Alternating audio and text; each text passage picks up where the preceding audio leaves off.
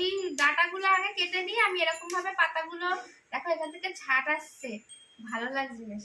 মাকে বললে এক্ষুনি বলবো জানলা বন্ধ করে দিতে। আর এই পাতাগুলো আমি এরকম ভাবে ভেঙে নিচ্ছি, এগুলো লাস্টে কাটবো। আর আমাদের সবাই বাড়ির সবাই এরকম পুঁই শাকের পাতাগুলো কিন্তু বেশি হলে বেশ একটু শাক শাক খেতে লাগে, খুব ভালো লাগে। অনেকে ডাঁটাটা পছন্দ করে, মানে ডাঁটাটা একটু বেশি, আমাদের আবার পাতাটা একটু বেশি হলে বেশি ভালো লাগে।